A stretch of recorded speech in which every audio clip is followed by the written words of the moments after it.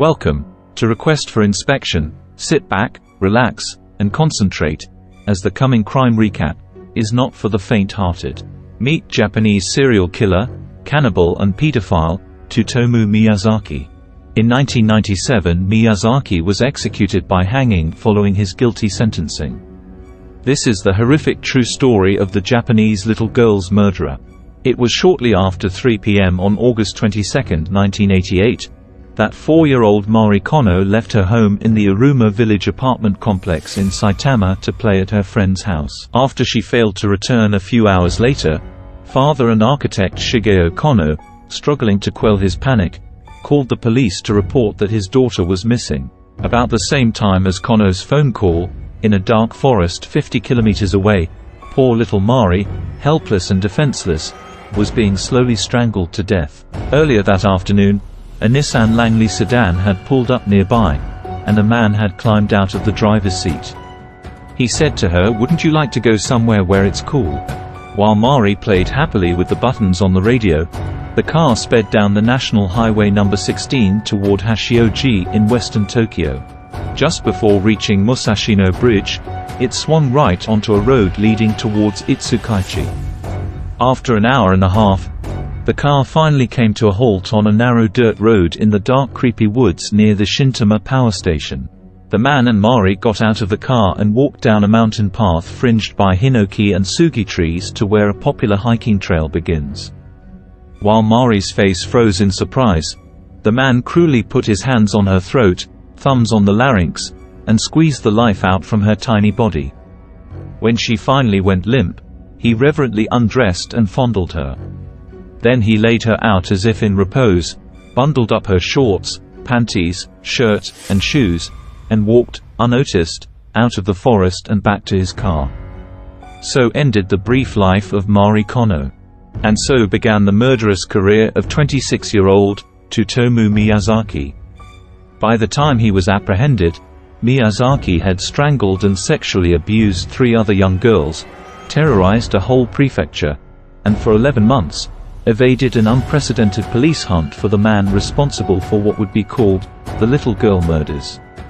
When the police finally apprehended Miyazaki, they entered his home to find 6,000 videotapes of child pornography, splatter flicks, and cartoons.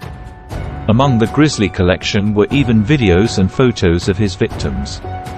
It was evident that, for Miyazaki, his killing spree was little more than an extension of a lonely fantasy world. Miyazaki's crimes were thrill killings of a rare kind, concluded Dr. Sasuma Oda, a psychologist at Tsukuba University. Tsutomu Miyazaki's life began in Itsukaichi, Tokyo, on August 21, 1962, where he was prematurely born. He weighed only 2.2 kilograms, and the joints in his hands were fused together, making it impossible for him to bend his wrists upwards.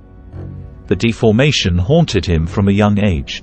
When he was 5 years old, a classmate teased him about his funny hands. In family photos after that, Miyazaki never showed his hands, and his eyes were often closed. His aspirations to enter Meiji University to major in English and become a teacher was over by his final year, when he ended up 40th in a class of 56, with grades so poor that he failed to receive the customary recommendation to the university. Naturally, he blamed his handicap.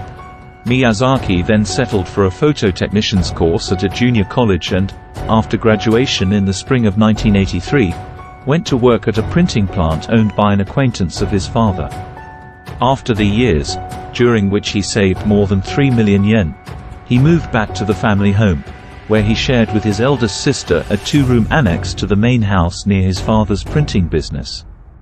Known around town for his unfailing courtesy, Katsumi Miyazaki owned the Akakawa Shimbun, a major local newspaper in the Itsukaichi area, Tokyo's most inland point.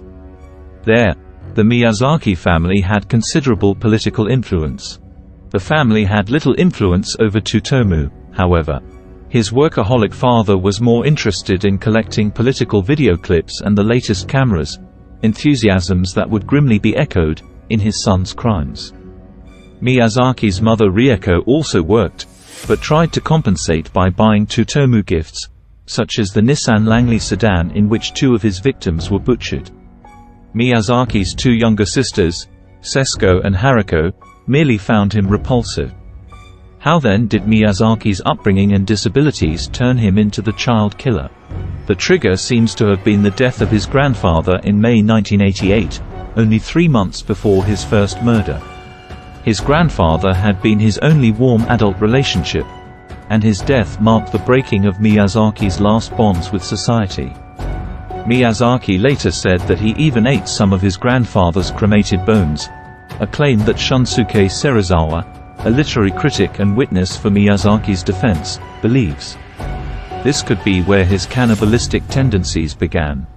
He wanted to reincarnate his grandfather, and believed that this reincarnation would not be complete if any of his grandfather's body remained, Serizawa said.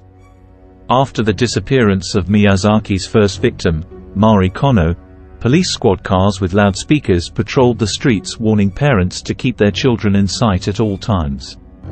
Although it was officially named as a missing person case, the police started the investigation as a murder right from the beginning. The police spent 2,930 man-days interviewing people around Mari's home and sent 50,000 posters with Mari's picture to police, train, subway, and bus stations across the nation. It is safe to say they were sparing no resources. But nothing solid came of these efforts. A few days after Mari disappeared, Yuki Konno, Mari's mother, received a postcard with a haunting message that read, "There are devils about." The police initially dismissed the note. The fruitless hunt for Mari Konno eventually dwindled after 4 weeks. Since the police had received no demands from a kidnapper and found no body, her file, categorized under missing persons, lay dormant. 6 weeks after Mari's disappearance, Miyazaki struck again. Driving through Hano, Saitama Prefecture, on the afternoon of October 3, 1988, he spotted 7-year-old Masami Yoshizawa walking alone and along the roadside. He coaxed her into his car, drove to the hills above Komine Pass, the scene of his first murder, and again strangled her to death. He stripped her down quickly, before rigor mortis set in, and then sexually abused the corpse.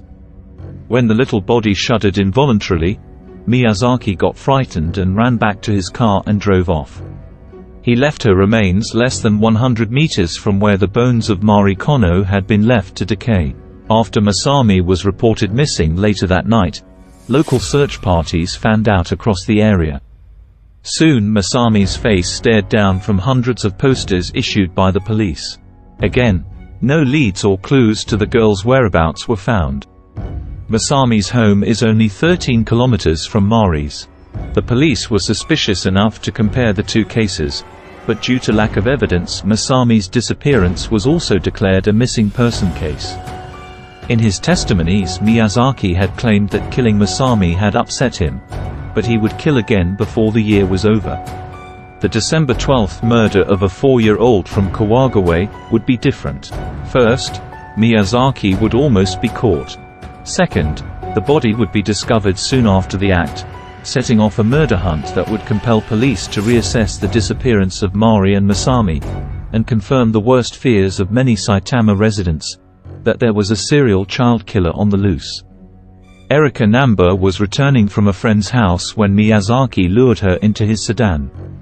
She was crying by the time he pulled into the parking area at the Youth Nature House in Naguri.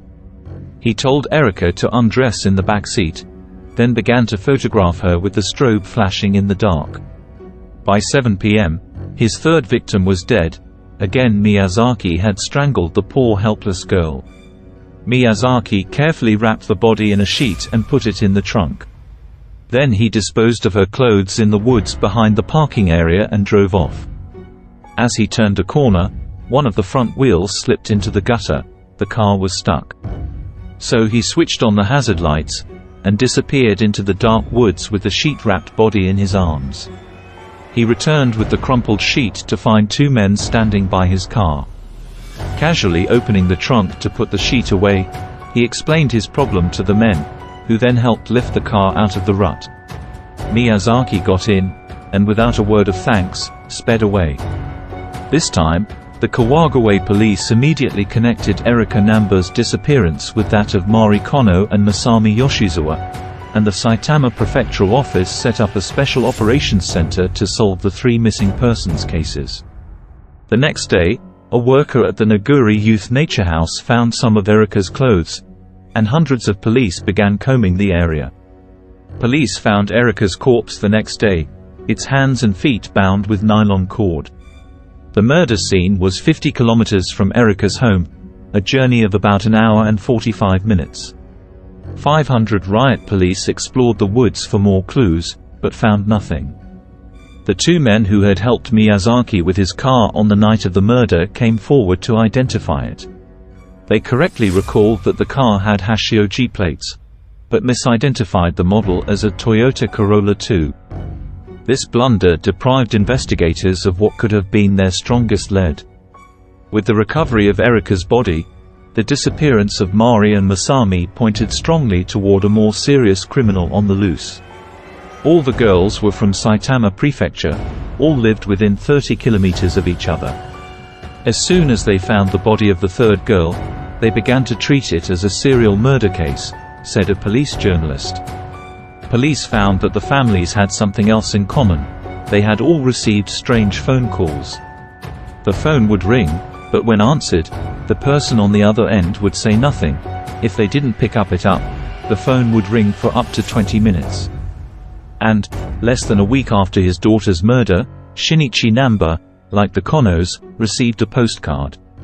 It was formed from kanji characters cut from magazines and newspapers, then photocopied and enlarged to conceal their origin.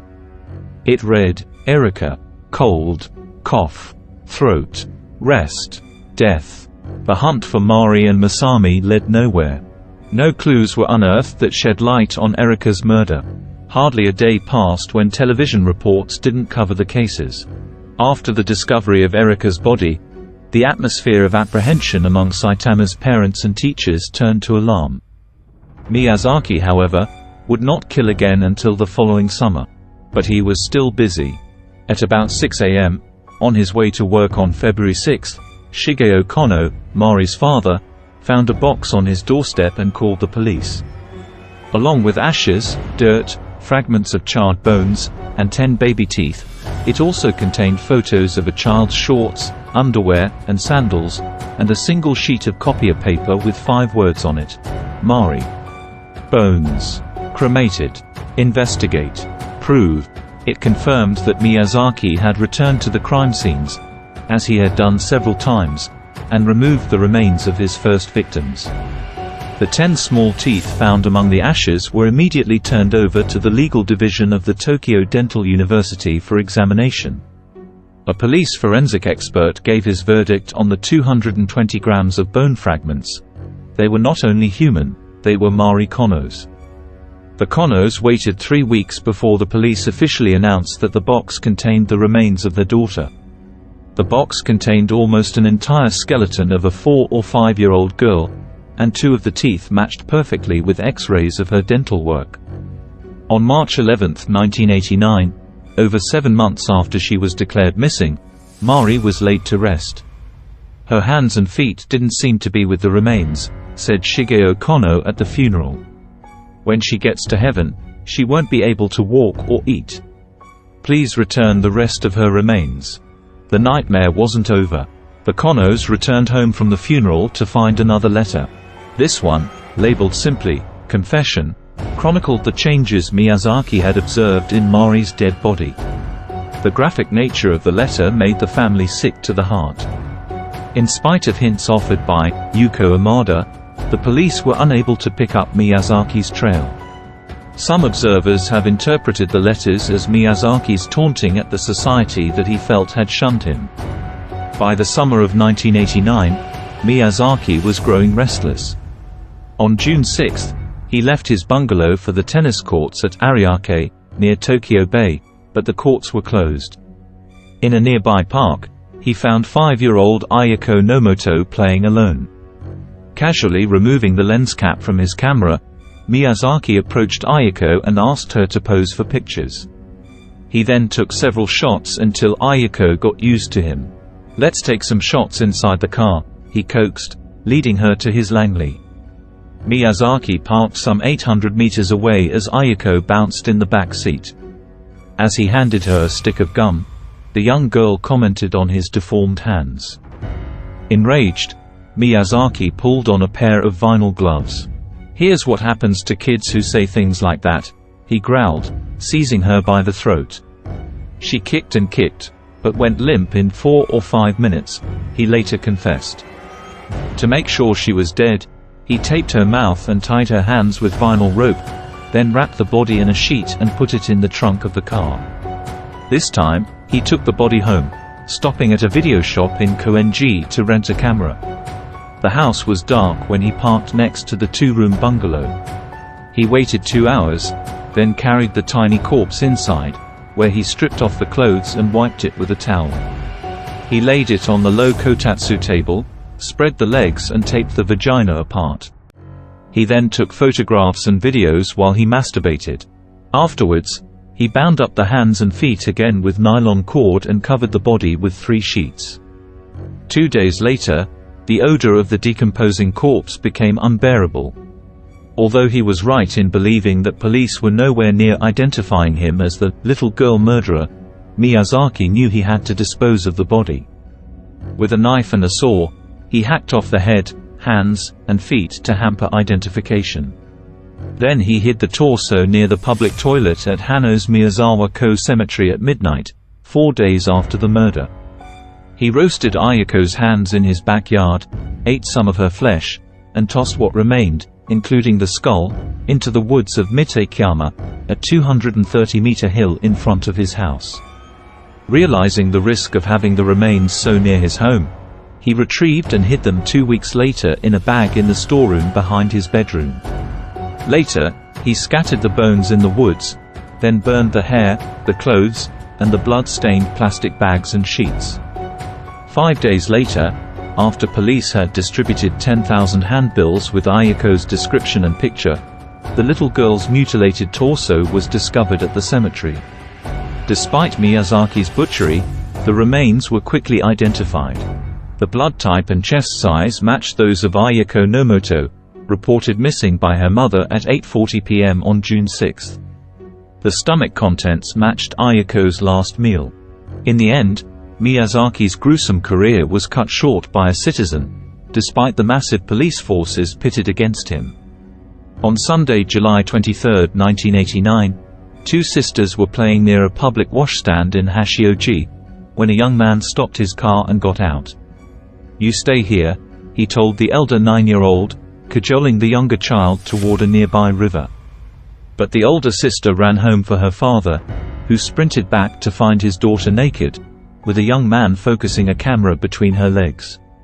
He grabbed him and knocked him down. The man twisted away and ran to the swampy edge of the river to escape. Then, incredibly, he returned to his car where the Hashioji police, who had already been called, apprehended Tsutomu Miyazaki on the charge of forcing a minor to commit indecent acts. The police clearly believed they had found their serial killer. The news media were so convinced that Miyazaki was the man that they beat the police to the Miyazaki home, where they filmed Tsutomu's room. 17 days later, Miyazaki confessed to murdering Ayako Nomoto, whose skull was found the next day in the hills of Akutama. The other confessions followed swiftly. First, the murder of Erika Namba, then Mari Konno, of whom video clips were discovered among the 6,000 tapes in Miyazaki's lair. By mid-September, after a preliminary psychological test by NPA psychiatrists concluded that Miyazaki showed no immediately apparent disorders. On September 6, Masami Yoshizawa's remains were found in the forest near Komine Pass, Itsukaichi. The half-chewed bones of Mari Konno's hands and feet were discovered nearby a week later. Her father's plea for the return of his daughter's hands and feet had finally been answered. Until Miyazaki's arrest and subsequent confessions, the police were far from identifying the murderer, despite an intense and costly investigation. It's almost impossible to catch a murderer when there's no relationship between them and the victims, a police journalist explained. It becomes just a matter of luck. The court's first action was to assign a team of 6 psychology professors from Keio University to examine Miyazaki. Their report found Miyazaki was fully capable of taking responsibility for his actions. There are 3 possible outcomes to the psychological evaluation. If the second report agrees that Miyazaki is mentally incompetent, he will be sent to a mental institution where, if precedent is followed, he'll be released in 12 or 13 years. However, public prosecutors, who have over 750 items of physical evidence, had no intention of letting Miyazaki loose. They will surely petition the court for a third testing, and a fourth, until in theory Miyazaki is as dead as his victims. The second possibility is that Miyazaki will be judged to have a limited sense of responsibility for his crimes. This result will earn Miyazaki a life sentence without parole. The third possible outcome is that Miyazaki is deemed mentally competent enough to take full responsibility for his crimes. In this case, the judge would have no choice but to condemn him to death. Nobody involved in the case doubts that Tsutomu Miyazaki is a very, very disturbed young man. Dr. Oda lists a grab bag of obsessions: pedophilia, necrophilia, sadism, fetishism, and cannibalism. Professor Oshii believes Miyazaki was a pedophile first, a murderer second. Killing was an extension of his interest in little girls, a way of possessing them, he said. Miyazaki was judged to have multiple personalities at the least and schizophrenia at the worst by the Tokyo University psychologists.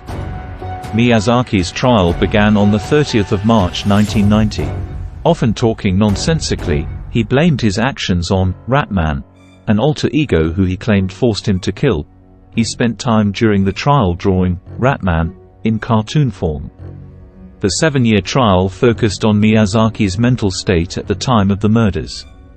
Under Japanese law, people of unsound minds are not subject to punishment, and people having cognitive disability are entitled to reduced sentences. 3 teams of court-appointed expert psychiatrists came to differing conclusions about Miyazaki's ability to tell basic rights from wrongs. One team determined him to have a cognitive disability while another team concluded that he was schizophrenic, the other that he had multiple personality disorder. A third team found that although Miyazaki had a personality disorder, he was still capable of taking responsibility for his actions.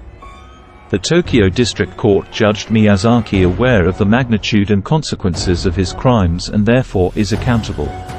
He was sentenced to death on April 14, 1997. His death sentence was upheld by both the Tokyo High Court, on June 28, 2001, and the Supreme Court of Justice on January 17, 2006. Miyazaki described his serial murders as an act of benevolence. Clearly that is not what the victims' families or any sane person would see. What they see is their precious little ones, cruelly taken from them, from the world, all in the name of a troubled man with obscene fantasies.